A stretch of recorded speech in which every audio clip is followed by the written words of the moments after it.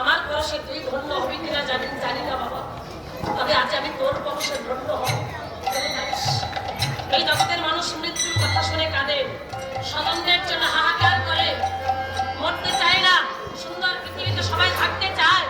আর তুই 10 বছরের বালক, তুই মৃত্যুর কথা শুনে বলছিস আমার জীবনে 10টা দিন বাকি আছে, আমি কি করলে, কোন কর্ম করলে ভগবান শ্রী হরিচরণ লাভ করব?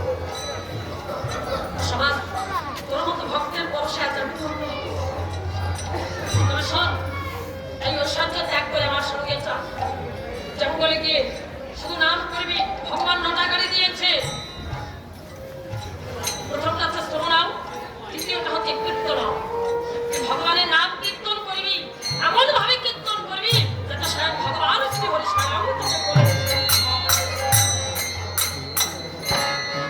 সমাজ মাতা পিতার চরণে প্রণাম করে রেখে বলছে, বাবা সন্তান যদি রোগাক্রান্ত হয়, ভক্তদের কাছে, ভগবানের কাছে, আয়ুর্বেদের কাছে, তোমাদের কাছে বিনতি, আমি চলে যাচ্ছি। কৃষ্ণের কাছে আমার জন্য আয়ুর্বেদিকা চাইবে না, আয়ুর্বেদিকা চাইও না, শুধু কৃষ্ণকে বলো আমি যেন অন্তিমে তার শ্রী চরণে থাকতে পারি। আমি এটাই চাই, শুধু আর কিছু চাই না।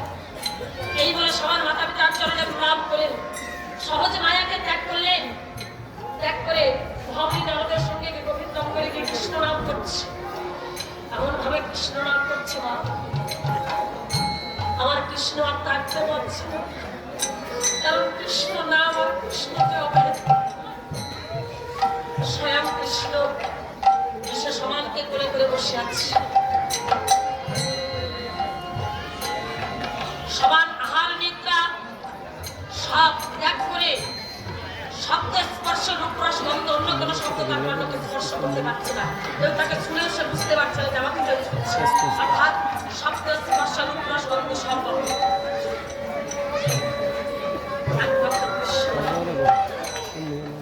এমন ভাবে যদি কেউ নাম দেয় না, ভগবান থাকবে না।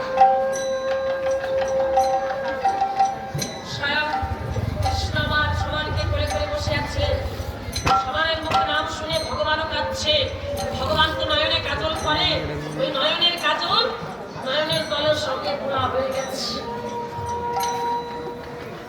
সমানে জীবনের সময় কিছুটা সময় বাকি। এবার ধর্মরাজ অর্থাৎ যমরাজ চিত্রগুপ্তকে ডেকে বলছে, চিত্রগুপ্ত খাতা খুলে দেখো কার সময় হয়ে গেছে। খাতা খুলে ডেকে বলছে,